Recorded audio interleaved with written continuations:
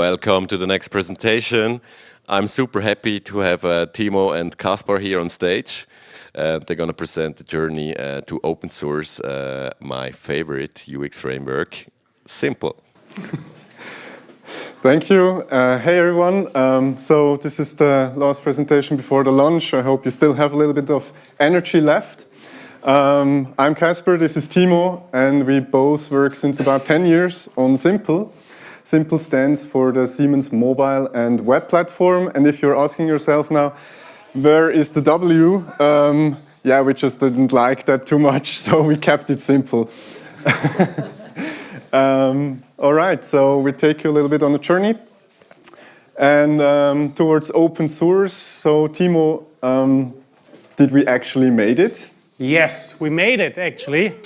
So we love that.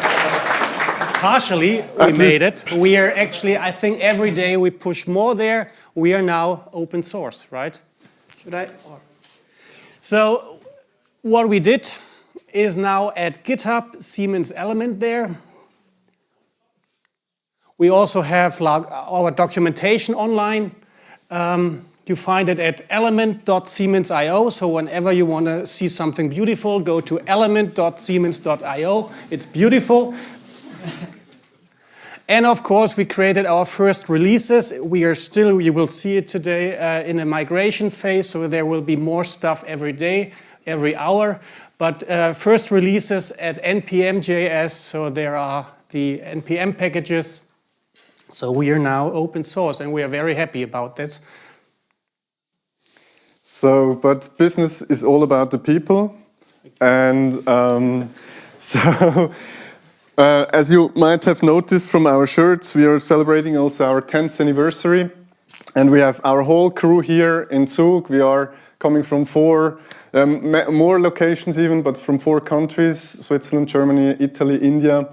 But we brought everybody here because we all love open source. And I just want to take the opportunity to say a big thank you to the whole team, but also to all our users, contributors, supporters over all these years. So really, thank you very much.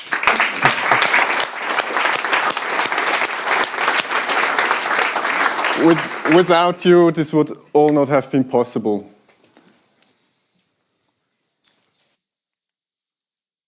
And now we tell you the story of open source. Yes. So just the first part is a little bit of what we actually are or do. So an introduction, Kaspar just mentioned it. So what is SiMPL? Because sometimes there's a confusion. It's actually an internal name, Siemens internal, of a community, a platform where we take care for many, many years now about front-end, how applications started, I think probably 15 years even before, looking at our intranet pages, how can we make this better? We looked at the web stacks. Web was not very main technology and developed very quickly. So we thought we can really align here, push the technology into Siemens and share this knowledge. So we worked on cross-team collaboration, knowledge sharing. We also wanted to bring best practices into Siemens on how to work here. So we have lots of quality coding practices. And then we tried to, and this was always a goal, to push it to the Siemens with building blocks and chunks that are useful for others to actually build beautiful pages, applications, and so on. As just mentioned, we are a global dev team from different countries, and we align with different UX teams. Now, a long way, we are now one team, and we always worked on these components, assets, on design systems. Over time, we developed multiple design systems and merged them. We deal also about like how do we do translation, and how do we do icons, test setups, CI/CD, best practices, end-to-end test, and all this stuff, accessibility. So we do this for many, many years already. And what we open sourced now is Siemens is going to like a one-tech company, and we are going from many, many design variants to one design. And what we now open source is the Siemens Element design system, which was originated by the requirements of the smart infrastructure domain. And it implements the Siemens design language, so all the products now go to a common design in the huge project of becoming an integrated technology company.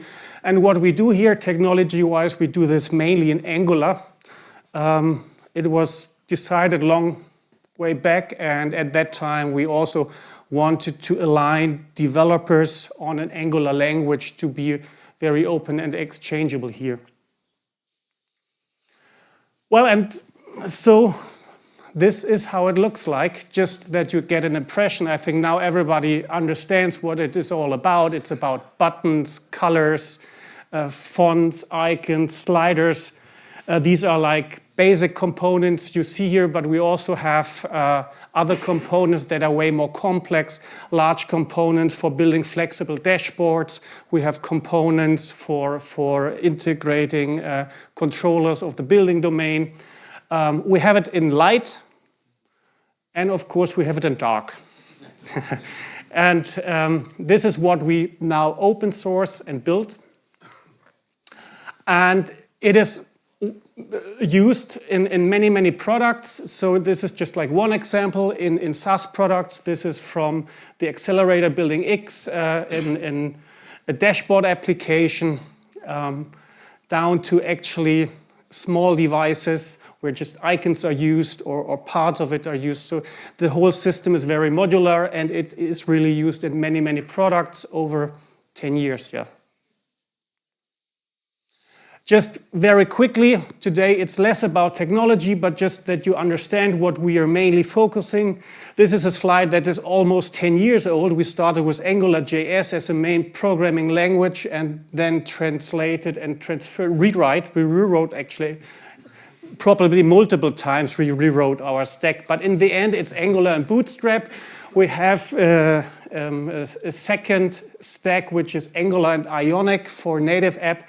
Both run into the web context. We developed in the past lots of native plugins and also shipped this to Cordova, Capacitor, or Electron. Then we have our Siemens layer, so we try to add then what we need from Siemens, and based on this, a lot of applications are using the stack. So we try to align the technology. And what we always love to do is use tools. We don't want to reinvent the wheel. So most of what we try first is see what is out there, contribute there, make it available. So we love open source. We have SAS, Bootstrap, Angular. We used Ionic, Jasmine. We had Cypress. Now we're also using Playwright. Lots of things are going on. GitLab. I think we have many, many more things here ongoing. And all this time, we always thought we love open source, but we started with inner source, right? So why that? Right. I mean, now you learned a little bit about SiMPL and Element and what this is all about. But let's go 10 years back, 2015. How did Siemens look like then? And we have here this slide. No inner source collaboration was there at Siemens 10 years ago.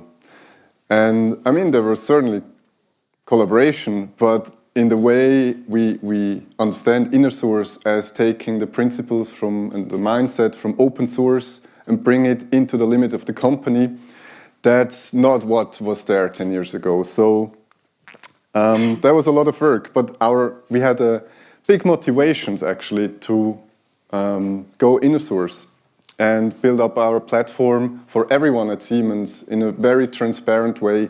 Because when we, around 2015, that was a time where many like desktop applications were transferred, migrated to web or mobile apps. And the whole company was actually on the same path, doing the same things. And it just didn't make a lot of sense to us that now every department, every business unit is reinventing the wheel and developing the same components over and over. So we thought like, yeah, let's team up. It was first it was like a team from building technologies, corporate technology. Timo was at corporate technology, I was at building technologies. And Also from IT, there were people that collaborated, and yeah, so why not come together and build up these same things, also sharing knowledge, sharing best practices. But it was really difficult because silos everywhere and lots of other challenges. So yeah, here are like maybe the 4 biggest categories. Starting with the infrastructure side. There was no code Siemens.com, there was still this BT GitLab. So we had to kind of bring up the whole infrastructure, and as you might know, part of our team was always also working for code Siemens.com.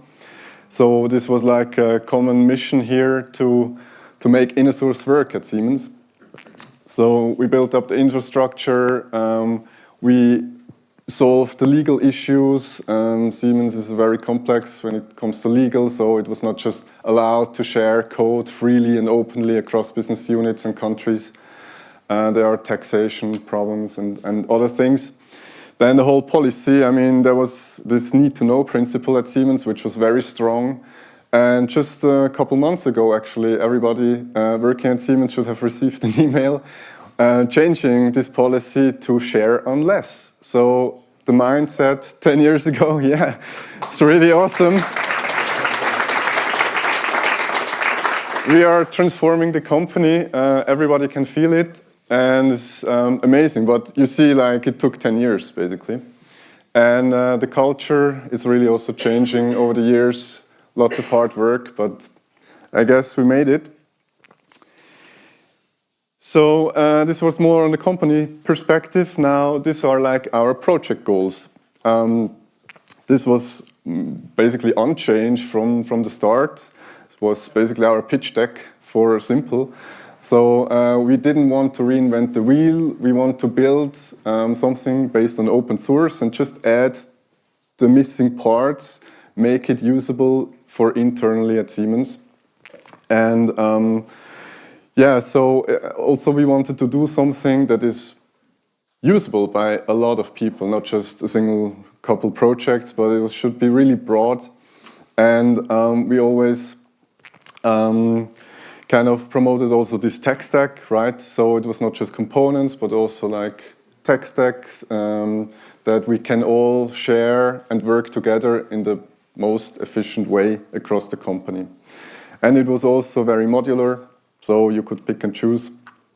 And yeah, because we saw like other attempts were always failing when you do something too specific and make like that you have to always take the whole platform or use everything. And we found like it's better to go modular and people can just take what they want. All right. And yeah, at the bottom you see our mantra, rather do a little bit less, but do it very well. So quality was always at the center of what we do, still is, and that's, I mean, why should people use our internal platform? They could just go and use Angular material or some other design system or component library. So what we have to provide is actually making stuff at least as good as what you find on the internet. This is the second part of our pitch deck. Just in very few words, kind of, we always said like, when you go to our webpage, we had set up a central webpage called simple.siemens.io. It's not accessible through the internet, but there, it was always our claim, get started within 20 minutes from end to end. So if you never developed basically a web app or a mobile app, you should be able to get your first Hello World app running in 20 minutes. And we were pretty successful with that. And so it was also, as I said, customizable, very flexible, modular, cross-platform, not just focusing on one thing, but really supporting all the target platforms. And also utilizing the innovation which comes from external, from the open source community. Couple numbers here. The first one I think we are really proud of. So we have according to the official code reuse statistics on CodeSiemens.com, over 2,000 applications that use Element, the Element library. We grew our community to about 900 members on our channels, and yeah, the rest, I mean, we are pretty busy, I think. Also grew a little bit the team, so all right. So sounds a little bit like a success. We succeeded somehow with our inner source approach. Here are some summaries, the factors. On the left side, environmental, like what is provided by the company environment, which we did not find at the beginnings of SiMPL, but over time developed to be successful. So this is needed as from the get-go to make an inner source project work. On the project side, it's what we or you can do as a project to be successful as inner source. So like the first and most important is do what others need, right? I mean, you can do just basically share your code or your library on CodeSiemens.com, for example, but if nobody else is interested in that, it will not work so well as an inner source project, right? Because not much users, not much contributors, not so interesting, but if you really focus on that, do something useful for others, it's really cool and it works very well. And we should really stress this, right? So I don't know how you are, but I often feel people are coming to us outside and inside the development and business environment, and people tell me what I need, right? So it's all, you need to do this, or you need this, and often I recognize, no, I actually don't need this, I don't want this, you want me that I want this, right? And we figured out that at the beginning it was just like how Siemens fonts are embedded into a web application was done wrong in many intranet applications, so it just looked ugly long time ago. It were often like the very simple, easy things that were needed by tons of people, obviously. And everybody was happy, hey, this way we can integrate just the fonts on how it should look like, good, right? It's not always the rocket science things that people need. Exactly. So, yeah, the other things, I mean, what I want to point out is also radical transparency. It's like also a mantra how we do things. So all the communication, all the internal team communication is all open on CodeSiemens.com or on our Teams channels where everybody can actually join our core team meetings. There were also a couple of people that just randomly showed up at some times. It was really funny. So yeah, we just want to be very transparent and open, and this makes us also accessible so people can see actually what is going on. And it's not some hidden secret thing going behind the curtains. So, all right.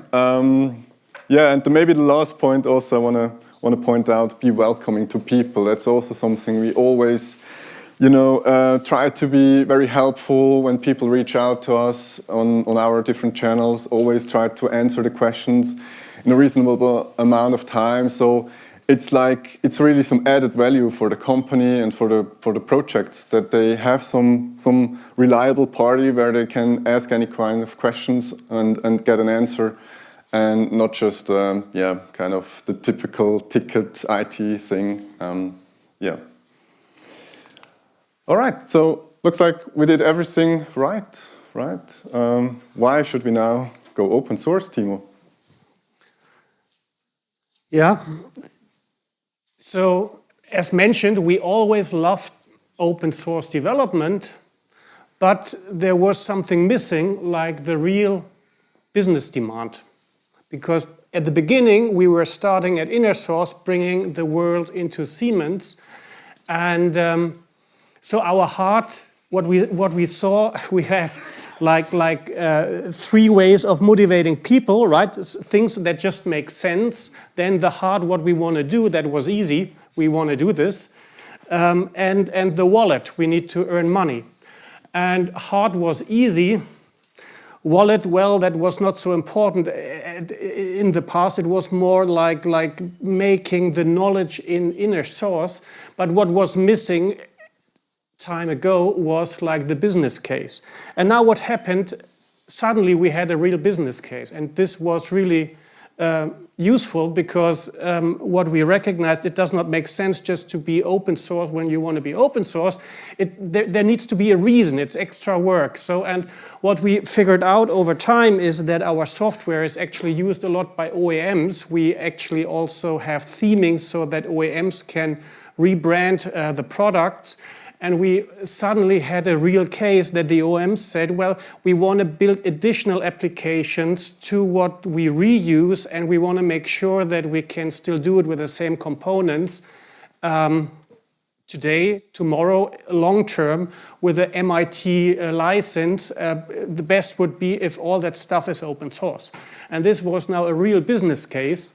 And we have a second business case, Siemens Accelerator, as a cloud ecosystem, and we have the demand for third-party applications that build products on that cloud platform. And also here we need to provide access to third parties using our components to build something in a Siemens compliant way. And this was all possible before. You can have like this business account, tokens, get into the intranet or over the gateways and so on. But if it's like just open source and people use tools they know from the open source world, the whole developer experience just increases a lot. So we really had like a business case here. And we also recognized that when we talk to some people,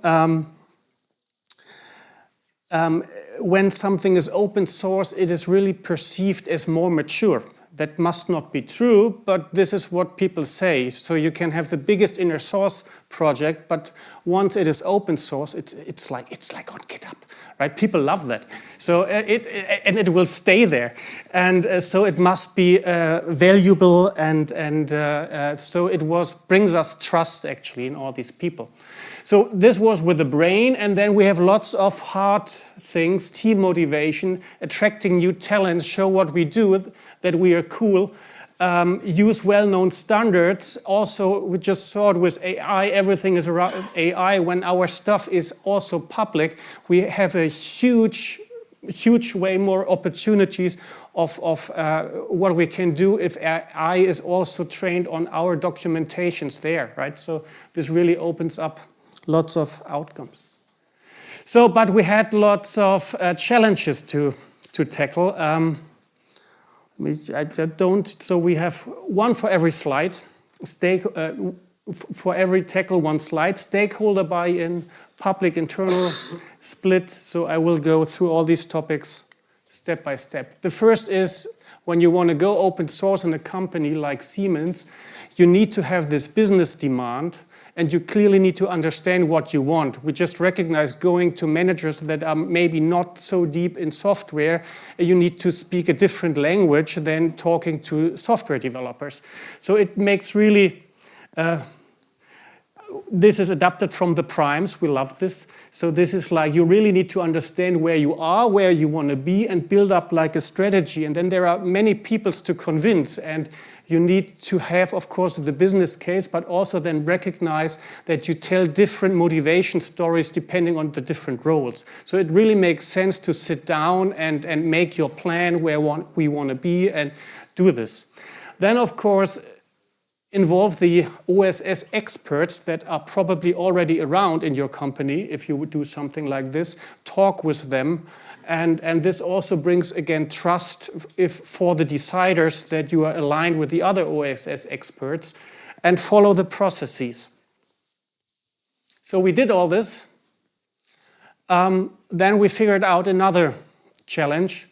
We, at the moment, don't really know how we tackle this, but what we decided is first, we want to open source our source code for this business cases that I just introduced. But our main goal is not to build up a community. Of course, we like to build up a community, but what we said is internally on codesiemens.com, we communicate with lots of people. All the projects are creating issues, and they are posting project internals like, this is working fantastic, but maybe there's a little piece missing, right? And we get all this content and we cannot communicate with all these projects so openly in the public.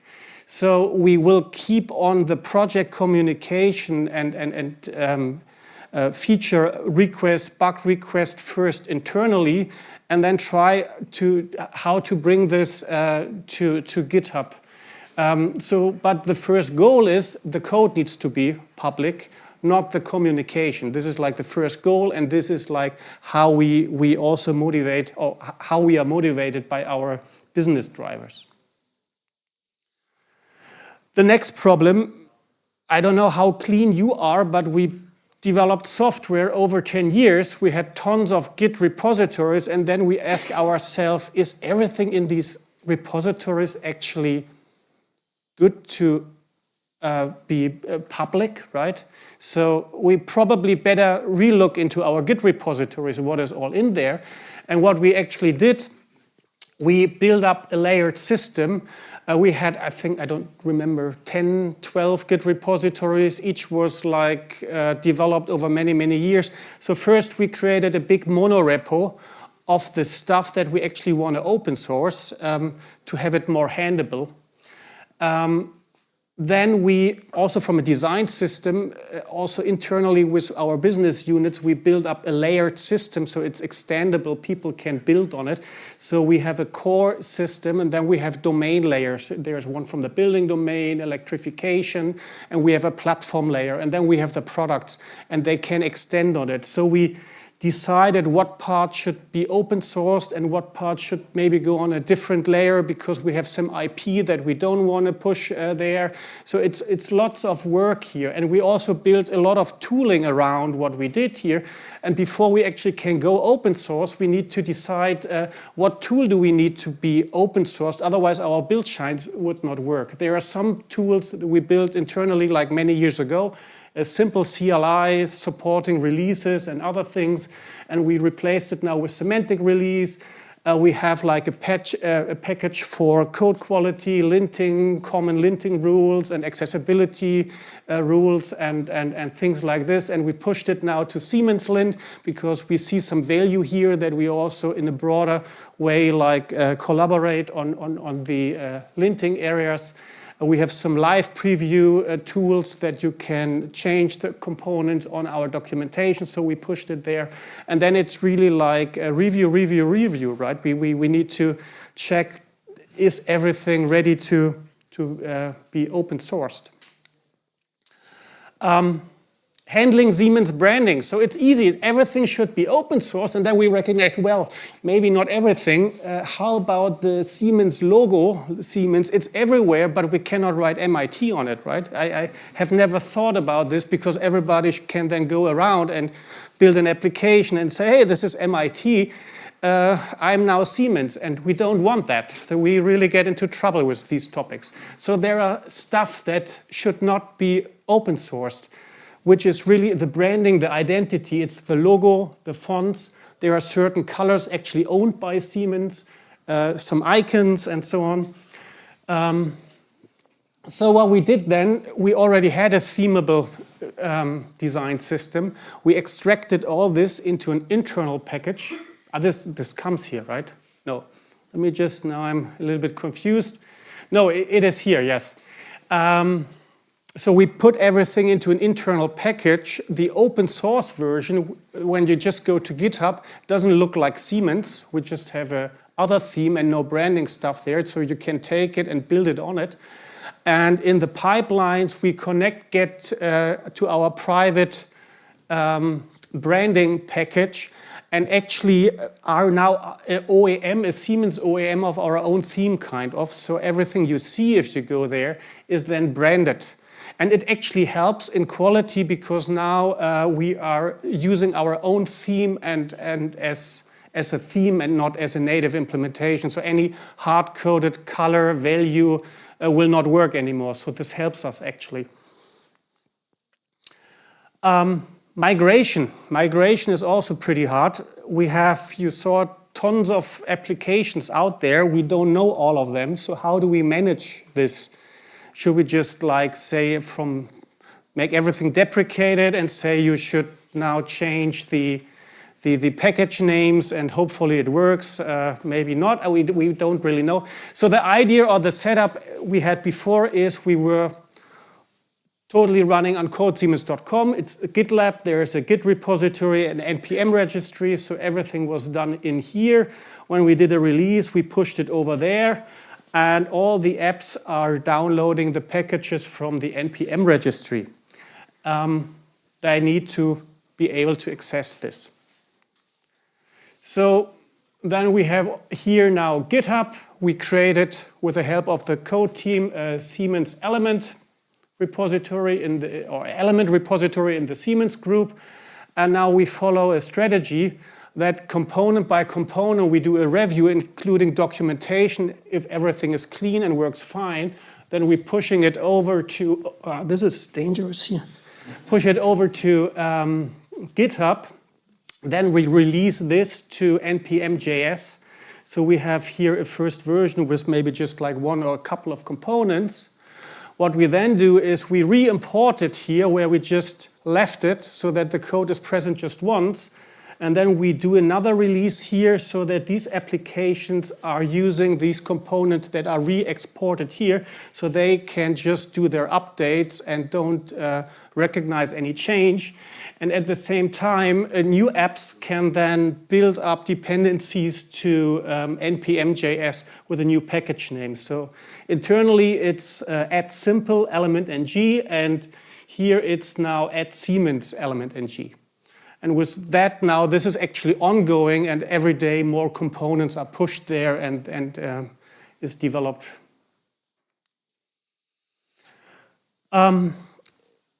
Another problem we had a little bit was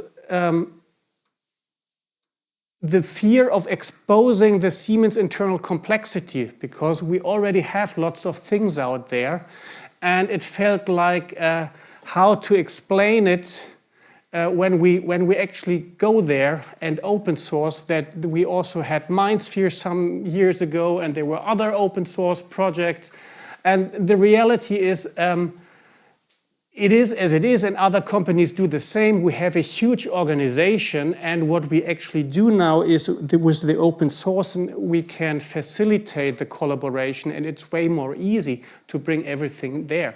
So what we have with the whole Siemens One Tech, we also have a One UX strategy, so that all our products and tools are aligning over time to a Siemens design language, which is based on software and hardware. And we have multiple web supporting design systems that implement this strategy, and we align this over time. And at the same time, we keep consistency in supporting all our products, because this is our main goal, is really to support the products and fulfill the business demand. So, and now we're making like really use of it and support this in the best way. And we figured out this is now open sourcing Element. So this really helps us.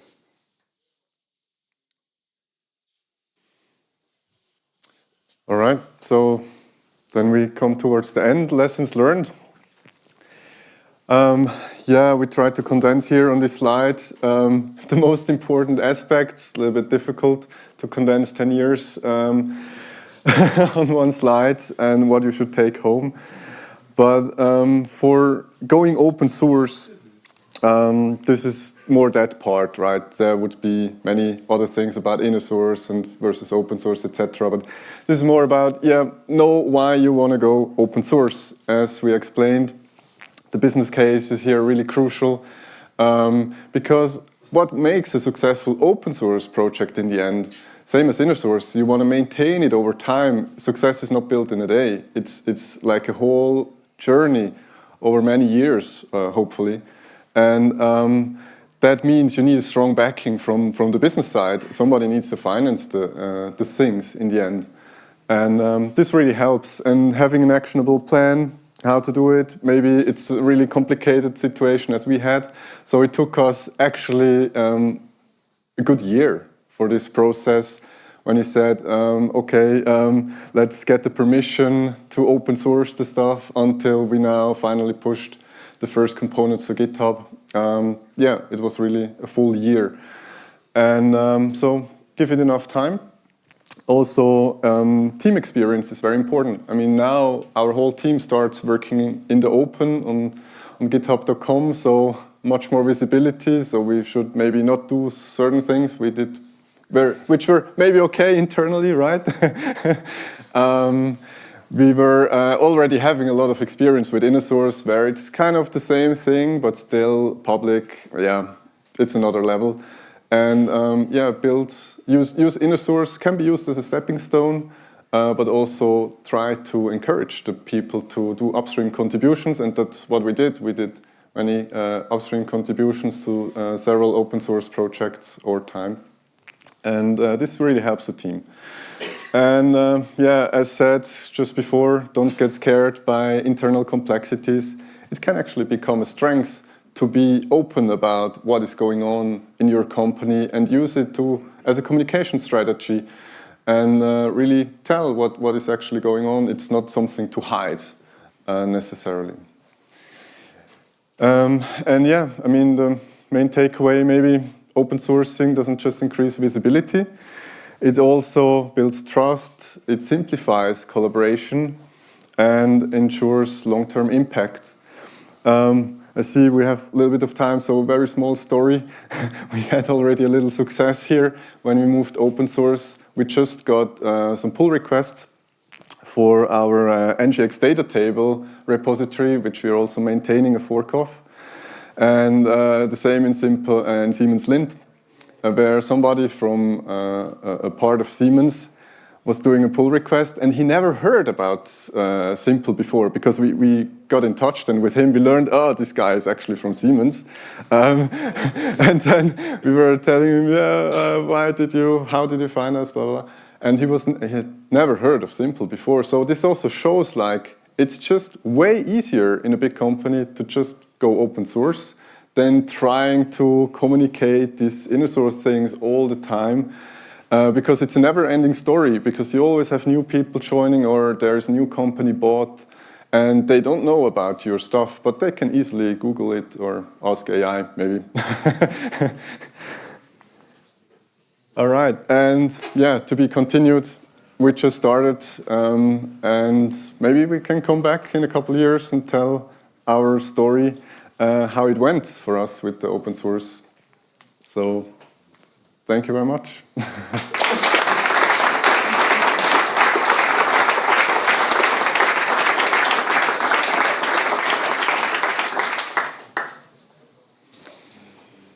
Is there maybe any questions from around here?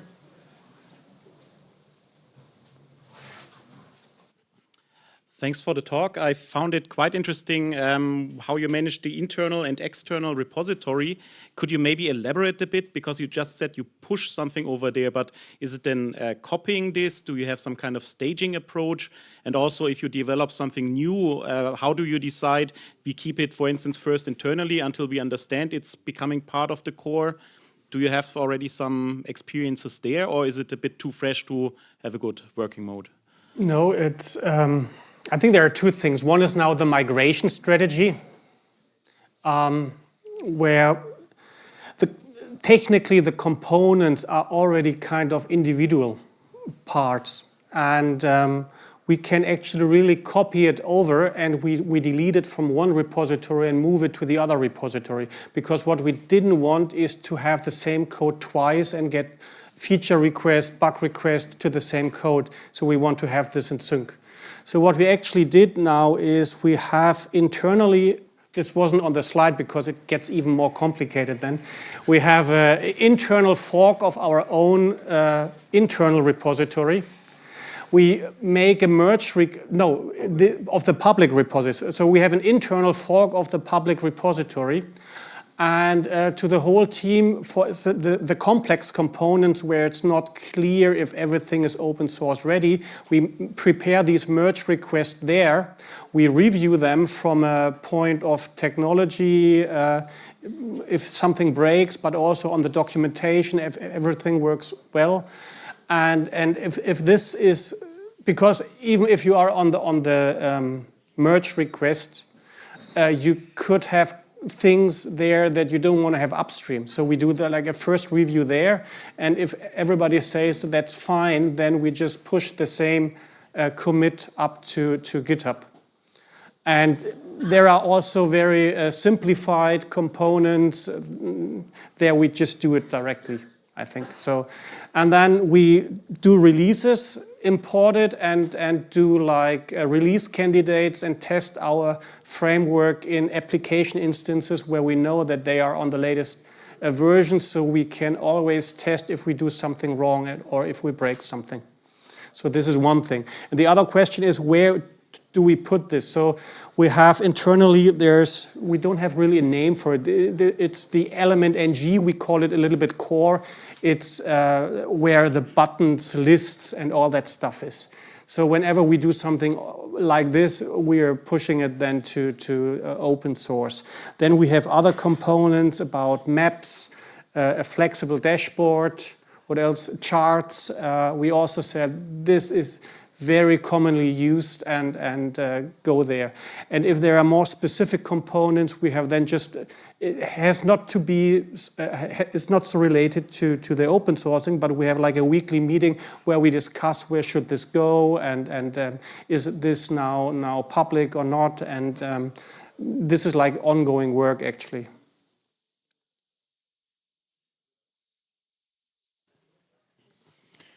Yeah, thanks. So you mentioned that you're not yet exporting the internal communication to the public. Do you have a plan how to change that over the time so that more interaction happens actually in the public part of the project, also with contributors? So, because otherwise people cannot see actually what you are planning to do, where's the roadmap, what's the vision of things, and you can easily drift into an exported internal project rather than really an open source project. Yes, so good question. I mean, we don't, as Timo said, we don't have the full plan yet, but surely we want to move now most of the element stuff to open source. Everything we can, we move to the open source part, and we also want to work there with issues, everything. I mean, right now in this transition period, we are not actually accepting outside contributions, but this transition period should be maybe 2 months or so. And then we say, yeah, now we can really do work basically in the open for that parts where we can, right? So yes, surely. But we always want to also have a way so people internally can create an issue at SiMPL to maybe give more context, talk about internal stuff. So yeah. Maybe in addition to this, it's interesting because it does not only depend on us. So we build up a community over the last 10 years where a lot of developers, architects, PMs, POs all over the company feel very comfortable in telling us what is maybe not so good or what issues they have at their projects or whatever is ongoing. And this took a long time to even like enable the people to communicate this stuff openly across Siemens. And I'm not so sure how good this will work when we say now we are moving all this communication to GitHub, but you should do the same thing, but don't tell us the internals you don't want to share, right? It's complicated for many people. So what am I allowed to share there and what's not? Then we need to have these issues very context-free. So I think it really is a learning phase also for our community.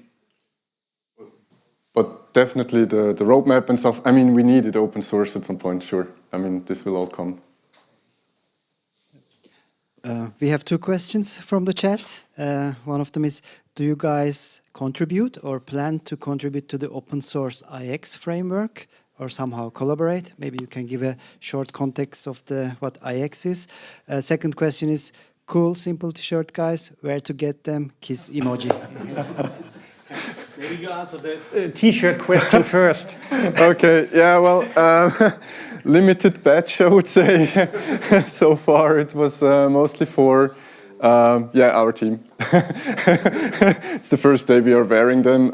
If there are requests for merchandising, we take them. Please write me an email or so, and let's see.